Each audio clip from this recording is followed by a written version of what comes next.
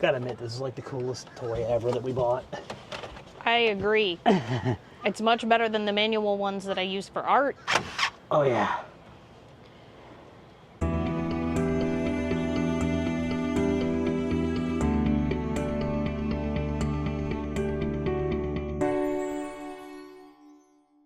Welcome back to the channel, everybody. So today we're going to continue with our EG4 solar system install, and we're gonna show you what inverters we're putting in the system and why we chose them and what some of the benefits are going to be for it. And this is just what we chose for our system, and you know, everybody's needs are different, everybody's wants are different. This is just what we wanted to do for us.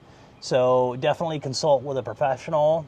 You can reach out to us as well, you know, because we are professionals. So we can do a solar consult with you and kind of determine what's the best match for you. But we've got this area over here prepped. So let me grab one of these boxes.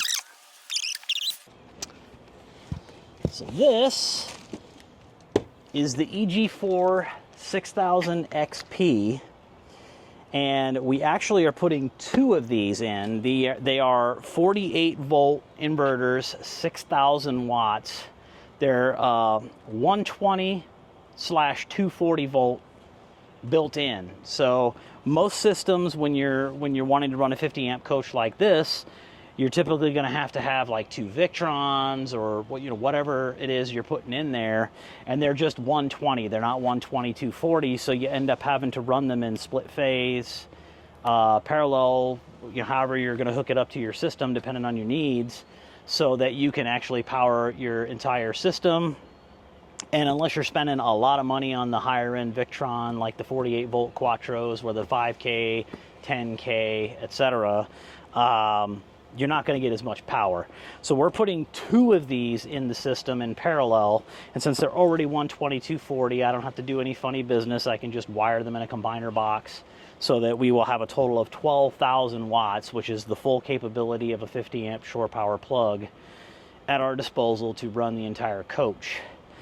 So it's an all-in-one unit, which is great because it has two MPPT controllers built directly into it. And I believe it's a 8,000 watt PV on this thing, so 4,000 per MPPT, and 6,000 watt output. Like I said before, it's got 480 volts VOC input for your MPPT, so that's your volts open circuit, which is a lot. We're not going to come close to that. We're only going to be putting about 2,600 watts on this system, with two series strings of 320 and 200 watt. So we're not going to come even close to that. And we'll have another 2 MPPT available in the other XP. So if we want to do like a ground array or something like that, we could always expand it if we want to. But let's open it up and take a look. I've never actually seen it in person myself either, so... Yeah, we've always seen it on. Yeah, Will DIY Solar with Will Prouse is the primary guy that we watch for stuff like this. He is very unbiased in his opinions and his testing of batteries, inverters. He loves Victron. He can show you how to make portable systems that are on like a little trolley rack. I mean, the guy knows his stuff, and he doesn't hold back on the good, the bad, and the ugly. But this is exclusively an off-grid system, which just means you're not pushing power back. Oh, look. Template. They even give you a template, which is great because this is going to help us figure out where we need to put the brackets on the wall. So we definitely want to keep that. Put that guy in there for later. And go ahead and open this up.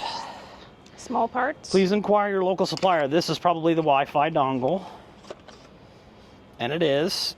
So this plugs into the side so that you can put it up on your network and talk to it and configure it and all that. You can configure it from the front display, but it's recommended to use the app because the app is just a lot easier. So these are the communication cables.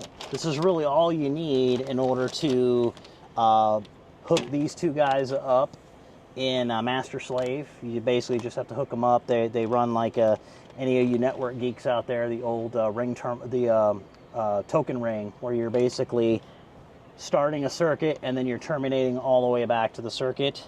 And then you also have a communication cable so that you can plug it into your batteries if it's compatible with the RS232, things like that. You know, it's got the ports on it. These guys do have the RS232 and RS485. So I should be able to hook this guy directly to those, and it'll just know what they are and how they run. So I haven't done it with these type of batteries yet. With EG4, you can pretty much just do it and pick Lux Power and it's done. So it'll be a little interesting on this. Then, of course, we have Julia's favorite part, which is the manual. And I think that's it, other than this monstrosity itself, which, let me just get myself all squatted so that I can get under the foam. And here we go. It's not heavy. That's the great thing about it, is that it only weighs about 50 pounds.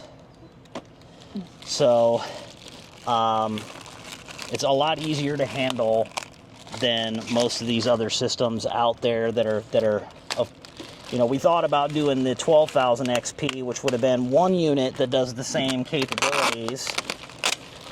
However, it would have been a much larger unit as far as the height, and it wouldn't fit in this unit without turning it sideways, and I'm kind of OCD about that. I want it to look good, so let's just get this. Well, you're gonna there you go. So I got it. Lift it there. So there we go, folks. 12,000, 6,000 XP. You'll notice a couple other things. Another reason why we got it, it's got the built-in solar disconnect. Now, we are still going to have individual disconnects for our PV strings themselves. That way we can turn it off at the source, and then we can work on them down here. You never, ever, ever want to work on these things when you've got an actual load running. So we also have a battery breaker. We have our load grid and generator. You can hook a generator up to this thing. However, even EG4 recommends, if you're going to do that, that you use their ChargeVerter product, which takes a dirty signal from a generator and cleans it up to a pure sine wave, because that's probably the biggest killer of electronics out there, is running stuff on a generator. Especially if you have a 5500 generator like we have. Okay, I can run a lot of my stuff, but the higher percentage that I'm drawing from that generator, the dirtier the power gets. So even if I wanted to use this, which I'm not in this particular case, but if I was, I would use the ChargeVerter, which we do have, but we're using it for a different reason. And we'll go into that when we actually get to that part. We're going to have a total of 4 different charging methods on this system to ensure that we have capabilities to keep our batteries running. So that's what the unit looks like.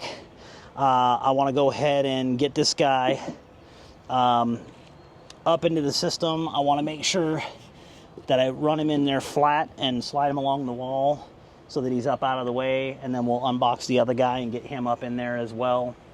So cue the time lapse.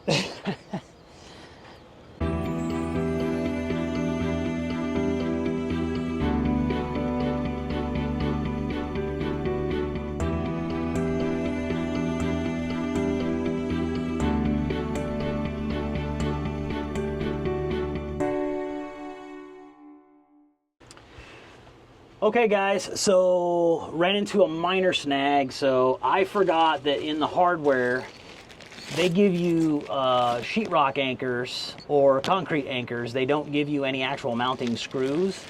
So I need to go to we need to go to the hardware store like Lowe's, Home Depot, whatever. Menards, wherever you're at. Yeah, get some M12, probably 1 inch, because we're using 3/4 inch marine grade ply right here. So we're gonna get probably 1 inch to get through the bracket. And it's important to note that this template, the only downside for mounting these is, unlike the batteries that have a separate wall mount, and then you just hang the battery on that mount. The mount on this is built into the unit. You cannot remove the mount. So that's why they give you this template, and it's exactly the size of the EG4, so you know exactly where the screws need to go so that you can kind of pre-drill it and be ready for it. And then you're basically going to have either someone helping you to lift that in place and match those holes up, or, you know, you get something like, you know, some blocks, or if you've got, you know, a box full of wire or something that can support the weight of 54 pounds, you can jam that under there to get those top 3 screws in, and then the bottom 2 or 3 are going to be fine. So, so we're just going to take a quick pause. We're going to run over to the hardware store and grab what we need, and we'll be back with you. Hey! Are you actually recording already? Yeah. Oh, okay. So you just recording the top of my head and everything, so, okay.